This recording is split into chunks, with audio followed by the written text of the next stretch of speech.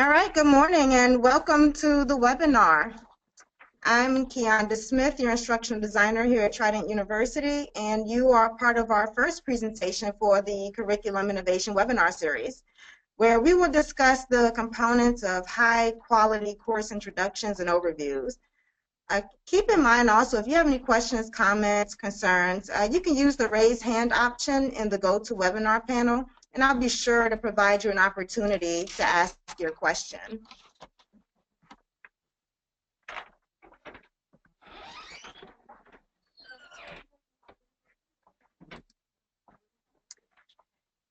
So a little background, today's presentation is on course overviews and introductions. This is important for developers to incorporate, as the overview and introduction sections are expected to provide a clear roadmap or guide, like information to save the students their time and devoid any frustrations. It also connects the student with the instructor and provides the student a sense of the big picture. According to Quality Matters, the course overview and introduction section sets the tone for the course. It lets learners know what to expect and provides guidance to ensure learners get off to a good start. Therefore, today I will share with you basic versus exemplary course introductions and overviews, as well as provide you with a few examples you may want to include when developing an exemplary course introduction overview section for your online course. So for the next few slides, we will discuss a few basic and exemplary examples of how to achieve this goal. And there will be 2 poll questions and a summary. This presentation will take approximately 20 minutes of your time, with additional time allotted at the end for any questions or comments. So if you're ready, we'll go ahead and get started. So here's an example of a basic course design practice. The instructor starts the course with a welcome and review, and you can use the syllabus to provide students a thorough outline of work that they will be doing and include a welcome message to help students connect with you as a human being. However, in addition to the basics, an exemplary practice is that of you actively welcoming students and making yourself available to them as the course launches. You can achieve this by use of an introduction discussion board that is monitored by you to help the students feel welcome.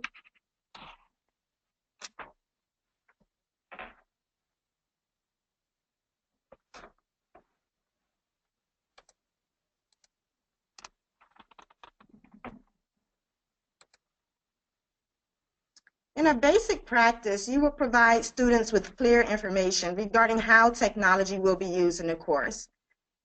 This is especially important for hybrid courses. In an exemplary practice, you would include students being tasked to complete a syllabus quiz to have a better understanding of course policies and of course structure.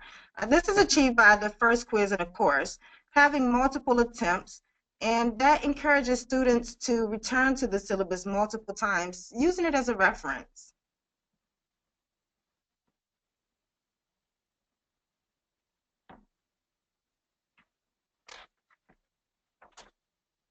A basic practice includes you providing a clear starting point, meant to save time and student frustrations. However, in exemplary practice, you're providing information on how to navigate through the course material to reduce the number of questions sent to you later. This can be achieved just by including a scavenger hunt or a syllabus quiz, guiding exploration. A table or diagram depicting relationships is also an acceptable method. So here's our first poll. Do you feel the exemplary examples I've presented so far are realistic and can be implemented during the course development phase?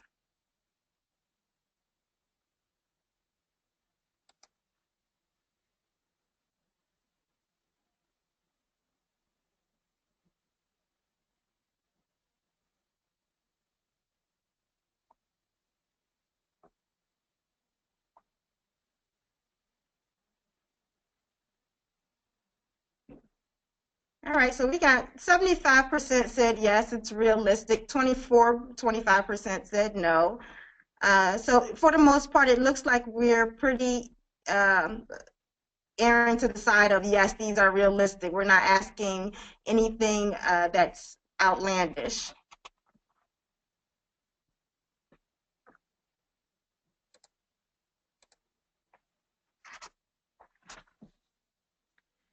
So next, as a basic practice, your students should be able to easily locate the syllabus, the course calendar, and any other documents that they use regularly.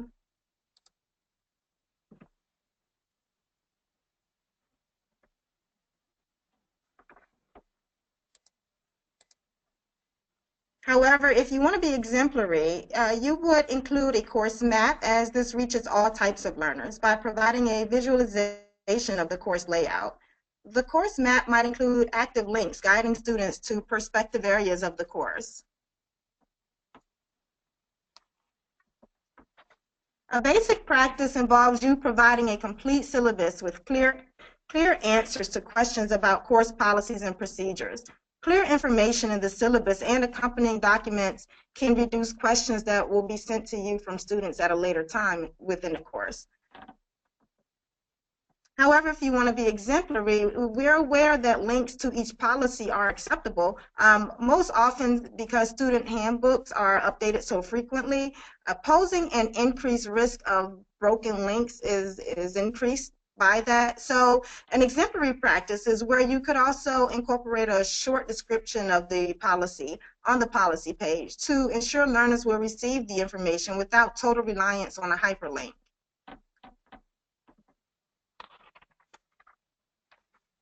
A basic practice is where you clearly state expectations for how students should participate in course activities. You also state how students should receive credit for participation and whether or not makeup opportunities are available. An exemplary practice is where you display non-exemplary and exemplary models or examples of a particular assignment that were acceptable and unacceptable. You would also utilize checklists, rubrics, or other instruments for identifying the various levels of student mastery.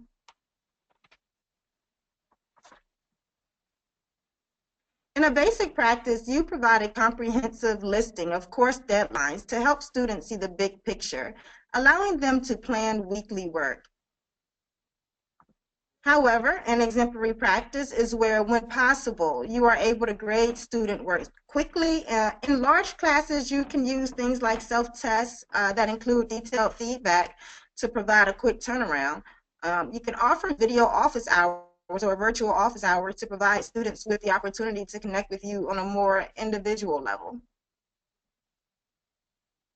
All right, this brings us to our next poll. A course introduction that clearly outlines synchronous and asynchronous requirements for participating in the course is an exemplary course design practice. Yes or no?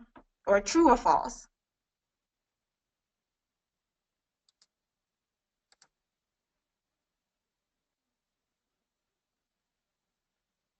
And Dr. Smith, someone in the audience has their hand up right now. Okay. Dr. Fitzgerald has something to say. Do you remember how to unmute the phone? Let me see. Just click on the phone icon on the left.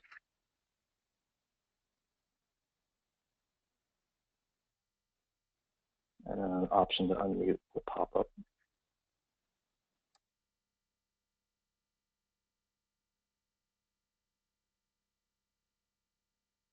All right, that's actually muting me. Hold on. Okay, well, I'm going to, Dr. Fitzgerald, I'm going to unmute you right now so you can share. Questions. Okay, great. Can you hear me? Yes, I can hear you. Hi, Keonda, this is Steve Fitzgerald. So I just had a couple of questions as you were going along, and this is why, like, on the first poll, I answered no, and it wasn't because no, it wasn't simple. It was just because of the questions that I had about what your recommendations in terms of the applicability of some of those best practices. So, for example, I was wondering, would you recommend start here and, some of the things that you're recommending about, technology and so on at every program level and or at every level of course within a program? So, you know, would you recommend it in a capstone course for students that have already been through a lot of courses at Trident? You know, the nature of our program, you know, as you know, I mean, I think we have an enterprise approach where there's a pretty broad level of standardization across, you know, where elements are and things like that in a course, and that's now included in the orientation course for new students. So I'm just within that context, I'm just wondering what you would see as being best practice given those background conditions.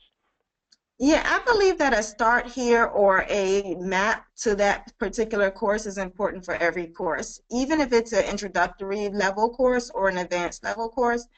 A guide map is always useful because all the courses are so different. To guide learners through the different components of your course is helpful because it doesn't necessarily say that they've taken a course that looks like yours before, because I've looked through several of our courses and they are very much so different. So a guide map or somewhere to tell students where they're to start is extremely helpful. And I've seen that in some of our courses where professors have put start here or read this first, and that's a really good introduction to students to let them know. And I've seen it in more advanced introductory levels courses on the undergraduate level, and you know they still had to tell learners where to start because their course was so different than some of the courses they may have taken before. That's helpful. Thank you. I think it would be great. You may have it later in your presentation, but if not, it would be great to see some of the examples of where faculty have been doing that in different kinds of courses at Trident, just to kind of get some visuals on examples. Well, I could tell you real quickly, an example would be instead of the first module saying course 1 case or if it says module 1 case, it would say module 1 case, and then the next under that the next bullet would say read this first. Or after their cafe where they introduce themselves, there will be a bullet there that'll say read this before you start, and it'll kind of provide. Yeah, it's just an additional component to the course, additional page that can be added into D2L, where it just says start here, and it kind of guides learners to where they need to go and how they can best achieve the learning outcomes. So that's actually cool because having a separate page that says start here is different from having it on a page that says background or home page or something. It kind of really gives a visual indicator right in the course structure. Exactly, in case learners get lost along the way or they just want to see what's ahead for them, what's down the road. Okay, great. I have one other question and then I'll let you get back. I'm sorry to jump in. A lot of things were coming up as you were going along. I hope you don't mind. No. The other was in terms of what you were saying about copying parts of the policy into, you know, for example, the syllabus or the course overview. One of the reasons that we went away from that was because the challenge of maintaining all and remembering all those places where changes need to be made when a policy is updated. With the LOR, maybe that's changed, and maybe we could revisit that. But that was one of the reasons that we went away from that, because we used to have pieces of policies copied into lots of different places, and then we'd forget, and then we'd have incongruence in policy across places. So one of the reasons that we went to just a link to the catalogs was to avoid that potential incongruence. Yes, absolutely, and hopefully the learning object repository can remedy that issue. Therefore, when something changes, it can change across all courses that contain that learning object, and that is where we're working on now. I think Lori Peck and the library is actually working on an LOR project, so that when you do make a change in your course, we can just do a quick search and find the metadata that's linked to it and update all the courses that contain that LOR or that learning object. So we're working on that now, and you know, right now we're doing the best that we can with just the link that guides them to the student handbook, but that's not an ideal way of relaying policy to learners. I agree. All right, Thank you very much. No problem, Stephen, no problem. All right, so moving back to the poll, it looks like 84% believe that this is true, a course introduction that clearly outlines synchronous and asynchronous requirements for participation in the course is exemplary. Actually, that's a basic course design principle. All courses should clearly outline synchronous and asynchronous requirements for participation. That's not really going above and beyond as far as exemplary course design. A course introduction that provides a detailed roadmap or a detailed guide about what that looks like would be definitely exemplary. But any course that's out there should always clearly outline all synchronous and asynchronous requirements for participation. That is a basic course component.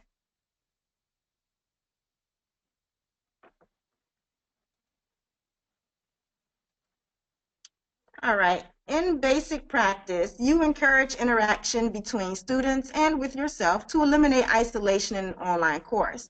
Now, an exemplary practice of that is where you provide a model of an exemplary and non-exemplary introduction, as this will help students get to know you with a welcome message. Students who connect with their instructors are more likely to log in and do the work. You definitely want to encourage your students to interact with you because that's one of the 3 interaction types we should have in all courses. There should be learner-learner interaction, learner-student interaction, and learner-content interaction. So they should be interacting with you, they should be interacting with each other, and they also should be interacting with the content. All 3 of those should happen in each and every course in order for it to be exemplary.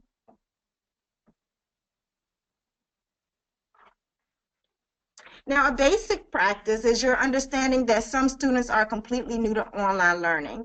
Therefore, etiquette is required to meet basic standards. However, exemplary practice is where you provide resources and examples to educate them on the characteristics of a successful online student. Instead of just placing your etiquette rules, you also show them some acceptable and unacceptable responses in their discussion threads or activities that are similar to that.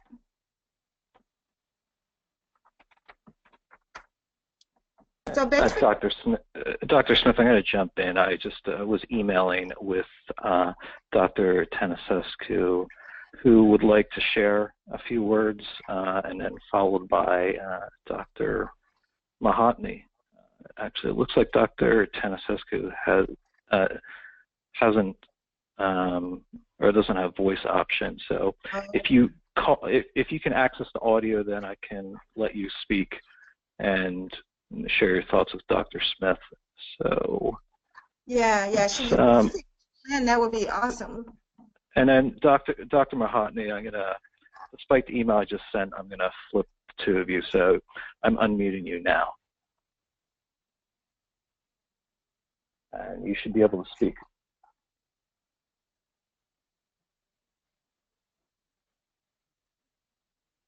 This is Lisa.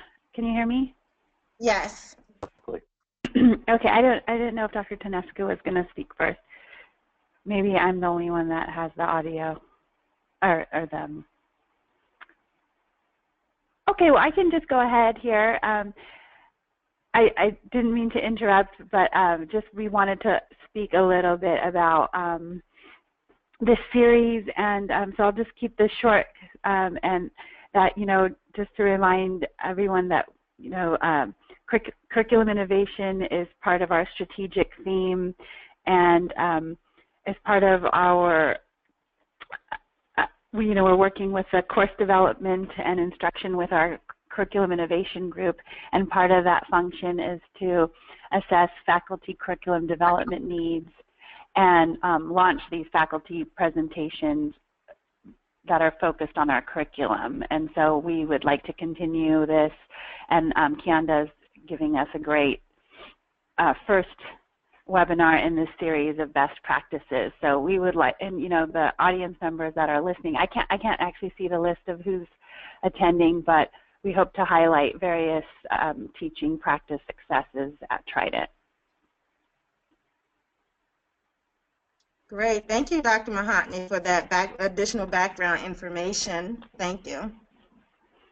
Thank you. Dr. Tanasescu is ready to speak now. So I'm going to unmuting her from right now. Okay, should be ready. Can you hear me? Yes. Okay, wonderful. Just to add to what Lisa was saying, and we were planning to do this introduction at the beginning, but you started right on time, so we didn't get a chance to do that. Just to put in perspective what we're doing with these webinars, they are a very important part of our strategic plan, and particularly as it pertains to curriculum innovation and curriculum improvement. So one of the main pieces of the main action items in the strategic plan for the curriculum innovation group is this series of webinars. In addition to this, we're also looking at further supporting faculty in the scholarship of teaching and doing research within our courses and looking at best practices. And I'm working, and Lisa's working with Dr. Pollard to have a plan in place for that and to initiate a process in which we look at the kinds of things that faculty would like to research in their courses when it comes to curriculum, when it comes to teaching, for the purpose of innovation, and how we're going to support that analytically and beyond. And also looking for other opportunities for professional development. So it's not sort of an independent endeavor. It's part of this bigger plan, and it fully aligns with our strategic plan. And one of the things that Lisa will be doing in her new tenure as the AVP and being in charge of this area as well is to even further enhance alignment with the faculty needs in the arena of curriculum design. Thank you. I will let Kianda continue to speak, and it's a pleasure to have this started. Thank you. Thank you, Dr. Tanasescu. Thank you. All right, so the basic course consists of using default names for tools that are a part of the LMS. That's basic course design. We want to use a consistent name. If you call it discussion board, and then you turn around and call it discussion thread, that may be confusing to some learners because technically those are two different things. But we have seen where faculty are using those terms interchangeably, and they're not interchangeable. They're two different components of the LMS. So just using consistent language throughout the course, the default names for the tools in the LMS, it gives the students a frame of reference from course to course, and it raises their comfort level. An exemplary practice includes you seeking student feedback about their experiences with the course site and time to make adjustments. That means a formative feedback. And some of the feedbacks are given at the end of the course through the reflective essays, or through the course. There's course evaluations that go out, but those are summative. A formative assessment where you're able to get feedback maybe a quarter of a way through or halfway through, so that if you need to make adjustments, you can. That's an exemplary practice.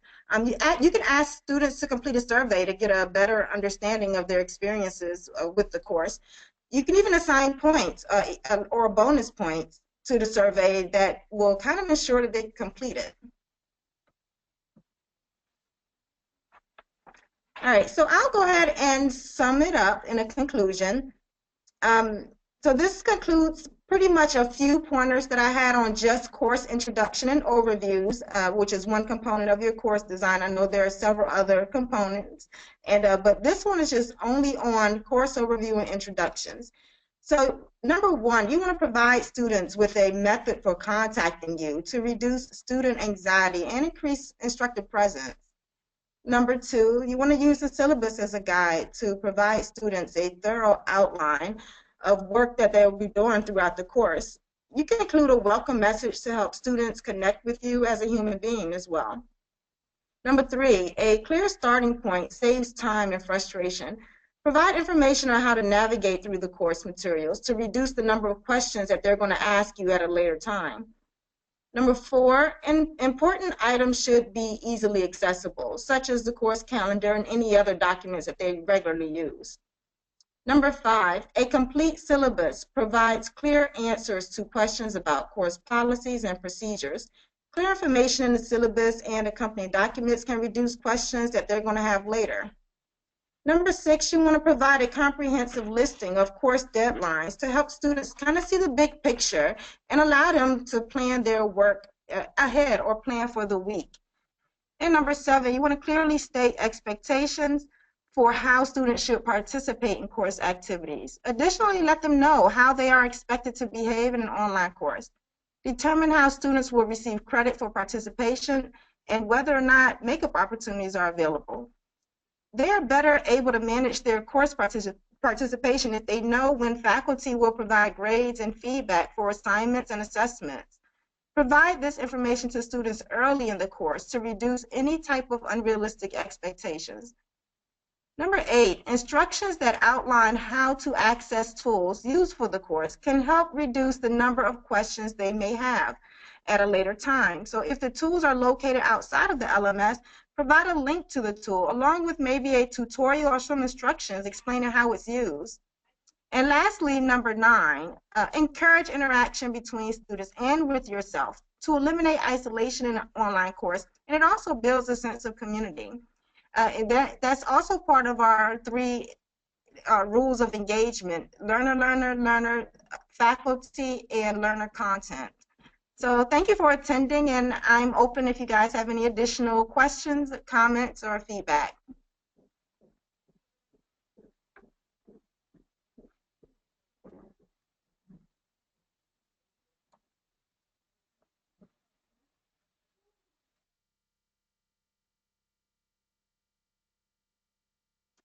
I can open up the phones if anyone wants to speak. Dr. Reinders, saw your question, and that's I'm actually not sure if that can be set up in GoToWebinar, just because most of the webinars are designed for like an outside audience, and which in those situations generally want to hide the attendee list from those. But I will look into it because I could be wrong. But I do understand your point about the building community and enabling follow-up, but perhaps Dr. Smith can send out a list of the attendees as well, if you think that might help.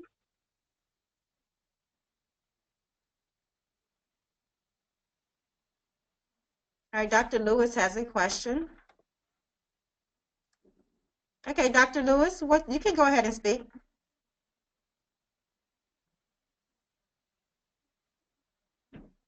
Can you hear me? Yes. Okay, I'm between my phone being muted and your system being muted. Sometimes it gets confusing. I was one of the points that really resonated with me was when you were talking about having a consistent terminology, and I know that I have been guilty of this myself. Sometimes calling it the discussion section, sometimes calling it the forum.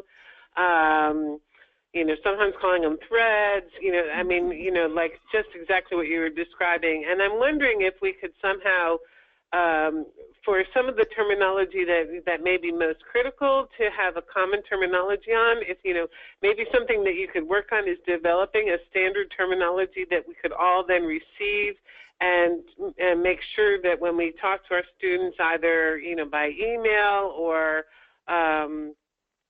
on the, or in courses, that we all use the same thing. Because I'm not really sure, you said these things mean different things, and and can confuse the students, and I'm sensitive to that. But I don't know the difference between a discussion area and a discussion forum, or the threaded discussion and a discussion forum. So maybe that would be one thing that you could possibly get together and distribute to the faculty so that we were all on the same page with that. That's a Great idea, Dr. Lewis. And I actually believe that D2L has a list of terminology for, and I believe that it's appropriate to use the native terminology for that particular LMS, because some of us can use, we're used to using Blackboard, we're used to using Canvas, then we're used to using D2L and all the Sakai, and they all call things different. But I believe it would be more helpful if we utilize the terminology that's native to that LMS. And I believe D2L does have that list. So I will pull that up and I'll send it out to you guys. Thank you very much. You're welcome.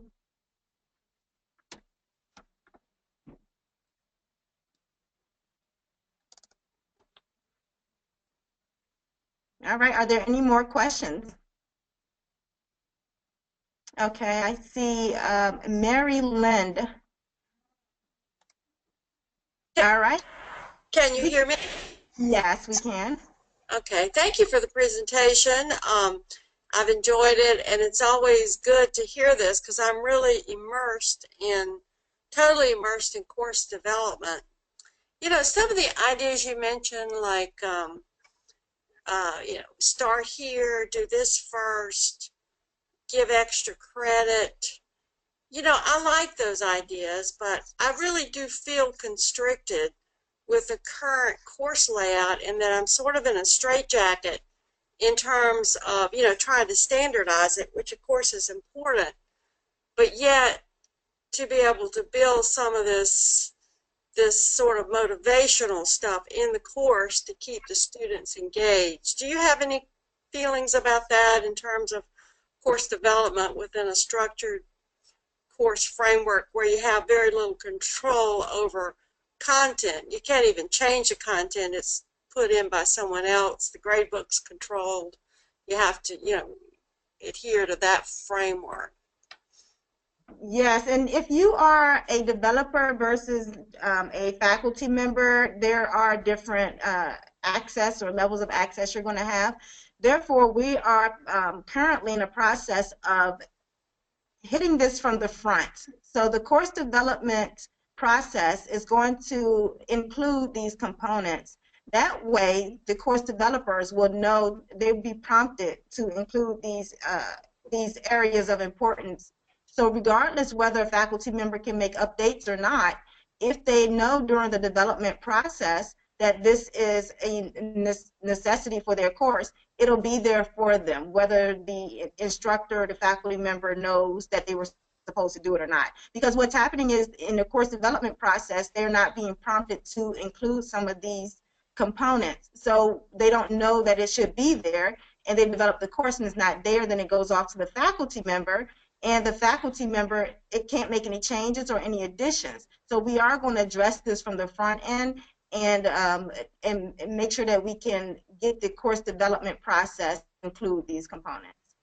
Okay, so it'll be more collaborative rather than, you know, put what I have in a piece of paper and file structure and send over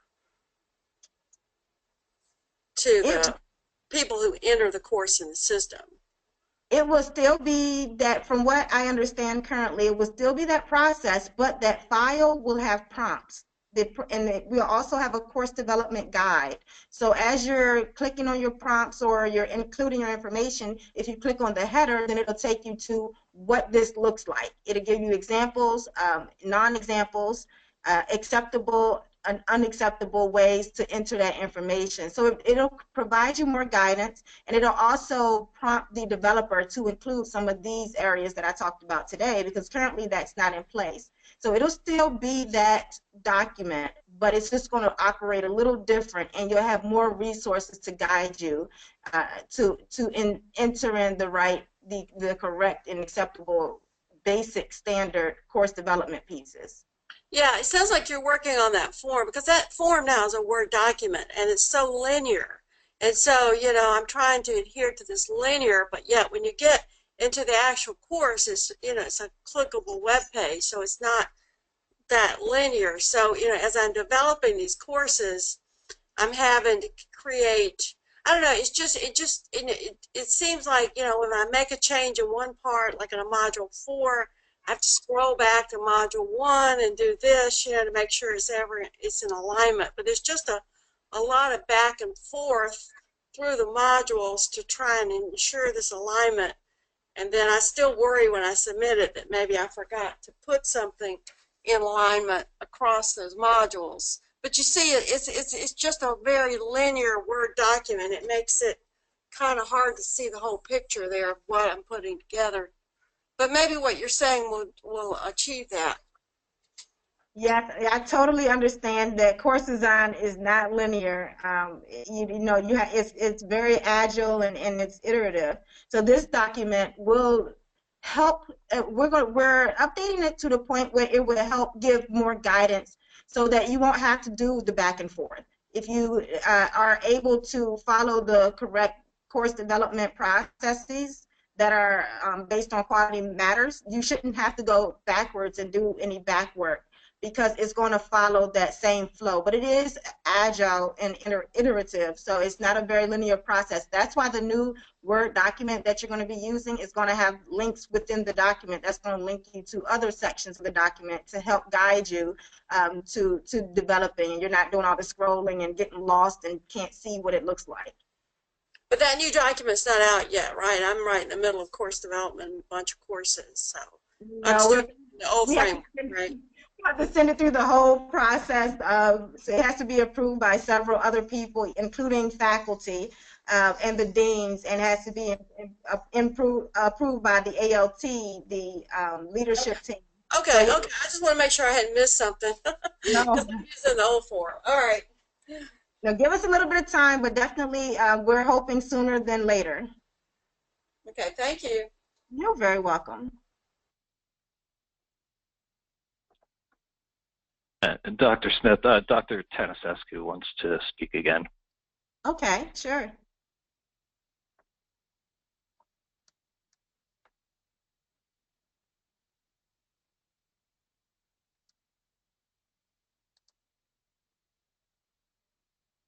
She's not on my list, Annie.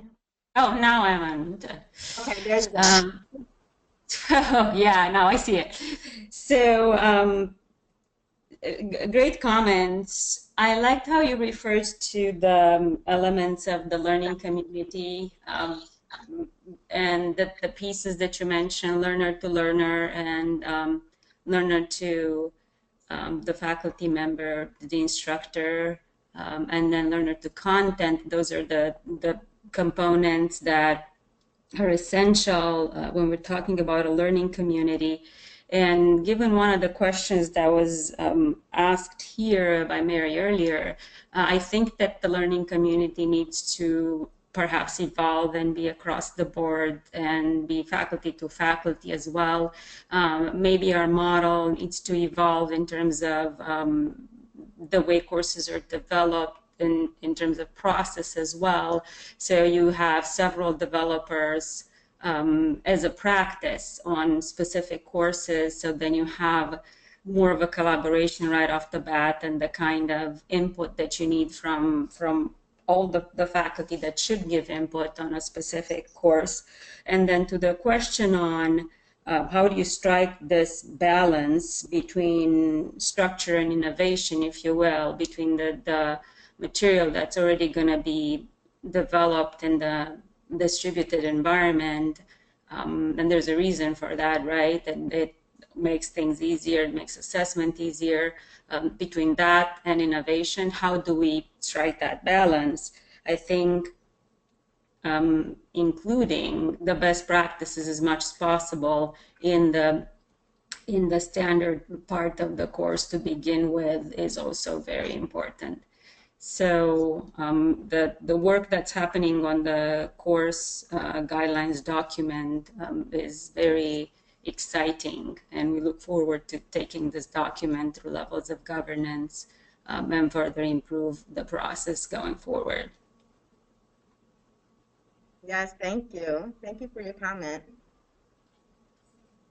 All right, Dr. Fitzgerald has a comment. Okay. Hi, can you hear me? Yes. This is very exciting. What a great presentation, great set of and great dialogue around all of this. A couple of points around things that you were making points that you were making in the last part of the presentation. So first of all, I agree with Deb Lewis' great point about consistent naming of course components. One of the pieces around that to be aware of, and I think it's still this way, is that in the grade book in all the courses, the template shows TD at the top of the column for discussion. And TD is not the D2L naming vernacular, but it was how we called discussions in CourseNet. And we talked about changing it at the time, but for various reasons didn't do it. And then also, we had students at the time, and the majority of our students and faculty were transitioning from CourseNet, and so it was natural for them to refer to it as the threaded discussion.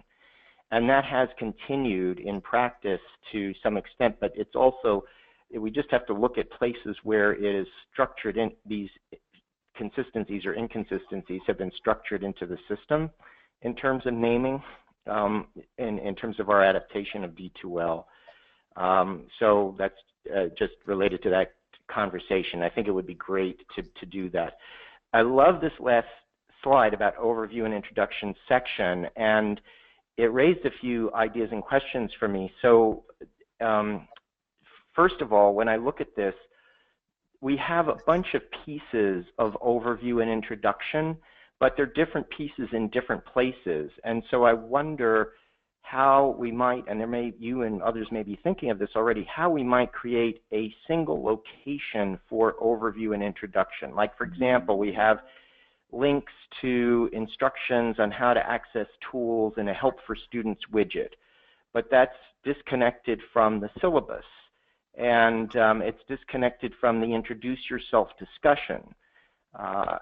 So we have different pieces of things in different places, and I'm wondering, I think it would be a wonderful vision to kind of create a single location about overview and introduction, if that were possible. I don't know if that's what you have in mind, but it seems like it here when it says section. I'm envisioning that kind of as one place. And then a question I have for you regarding that, in addition, is the syllabus. We talk about it as like a single entity. In the way that we've constructed it, it's broken into multiple pages. And then we had a project last year of taking those pages and putting them into PDF, single files, because there are times when that's needed for various purposes. And I'm just curious as to, what your perspective is, or what you think best practice is in terms of whether the syllabus should be a single document or should be broken into multiple pages as it is now, web pages. How do you envision all of that? And what do you see as being best practice?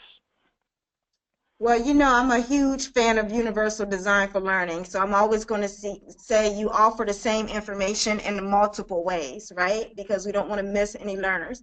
So I am a fan of the syllabus being offered both in the individual web pages as well as being available for learners as a single document.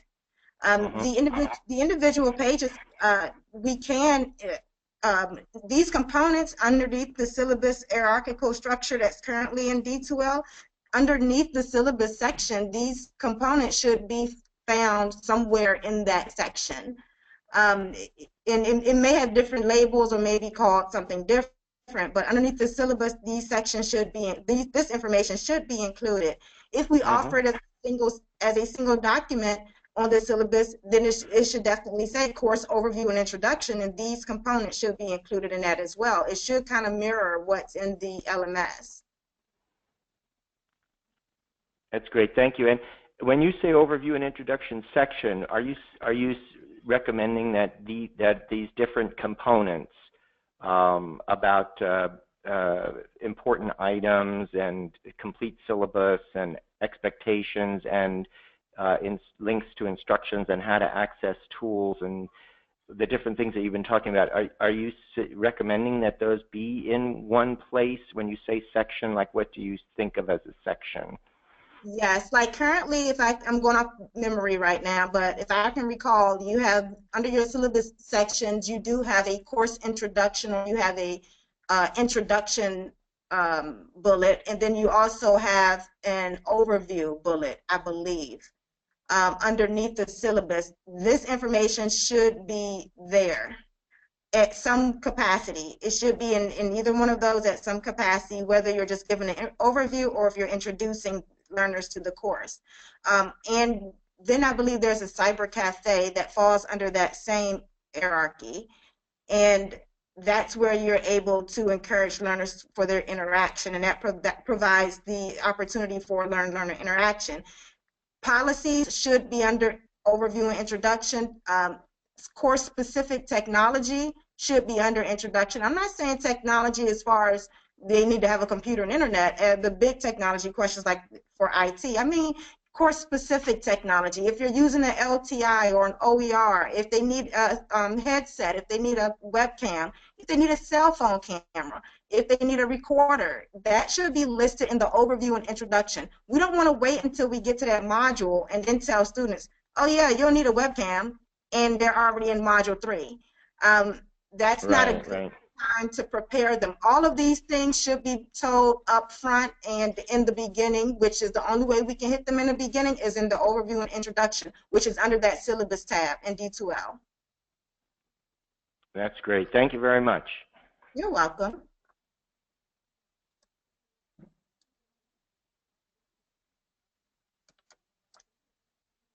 Dr. Smith, it looks like there's a couple comments in the question box, and I don't think we got to them, so I'm going to share them. I think one's a comment and one's a question. First one's comment from Dr. Shakar. Yes, an interactive development template with prompts is the way to go when you have multiple developers. And I think I don't think you got the Dr. Swigert, did you? She has a question here. Should the department chair's role as another go-to person for help be clearly explained to the student at the very beginning? For example, in the syllabus. Right now we have it in the welcome letter and sometimes within the course.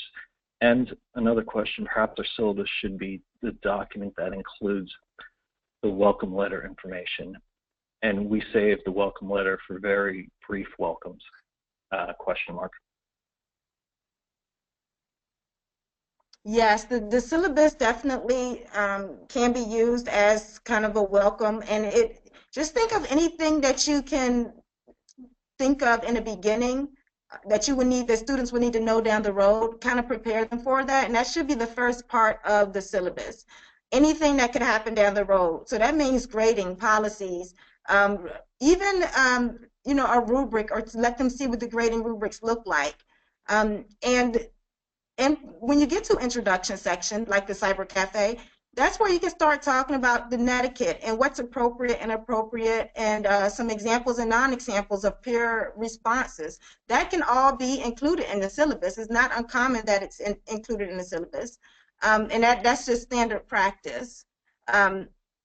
So it can include the welcome letter, definitely. I'm not sure exactly what information is included in the welcome letter as of now, but if it has any of that information, I don't see why that would be an issue, but I haven't seen the welcome letter.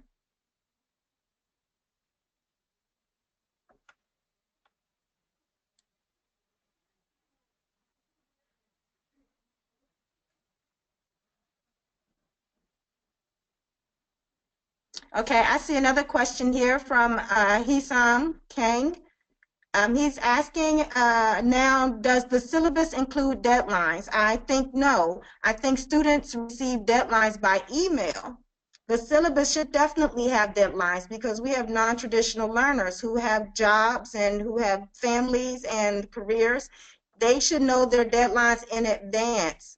They can receive it by email, that's awesome, but the syllabus is a contract, as most universities look at the syllabus. Therefore, if we let them know in the beginning important deadlines that are coming up, let them know 2 months from now you're going to have an exam on this date, and they just realize that they have to pull a double shift, or they're not going to have daycare, or whatever the case may be, they can adequately prepare. If we send it by email, we don't really have it in a contractual, consistent way. You know, learners can say, I didn't get the email. It must have went to my junk. I didn't know that it was due on this date. If it's in the syllabus and it's in the course, there's really no excuse for them not having the information there. It's available for them. I wouldn't rely on email as a way to convey deadline information.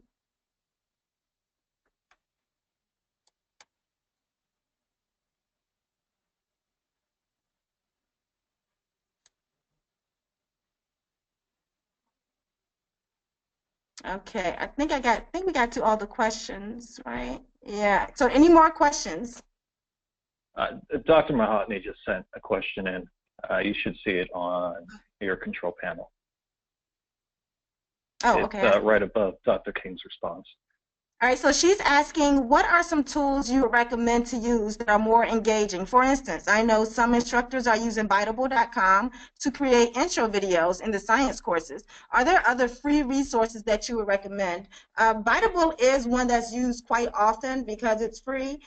There's also Screencast-O-Matic is free for a limited version. If you want additional time, it's not a limited version, I'm going to say limited time. So if it's going to be under, I want to say 15 minutes, then it's free, and you know that basic practice, you should never have a video over 7 minutes, right? So you should be able to use Screencast-O-Matic for free to cast any, welcome messages or, any lectures, but just make sure that they're not over 7 or 8 minutes at the longest. So I'm a huge fan of Screencast-O-Matic.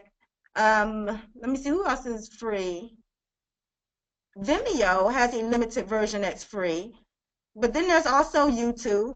There's that option. YouTube is free, I want to say up to 10 or 15 minutes on YouTube, but just make sure that you don't have videos that exceed that time. So Bitable is also a great option. And, oh yes, also, Dr. Fitzgerald just made a point. There's also the voice and video recording tools in D2L.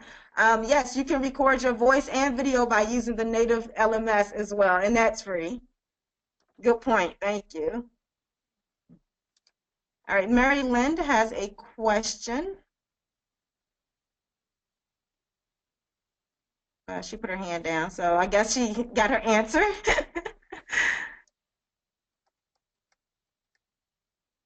And also, Dr. Fisher pointed out that the D2L trainer recommended providing audio feedback at least once per session as a best practice, and that is a good piece of advice.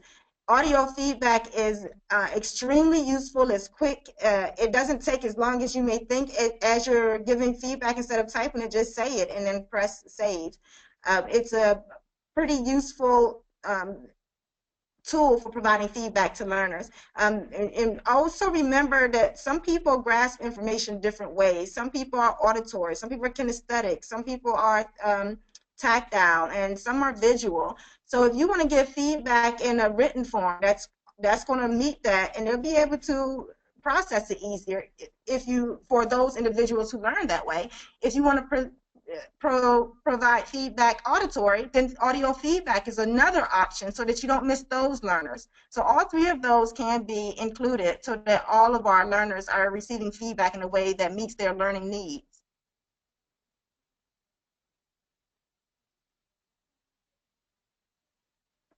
All right, any additional questions?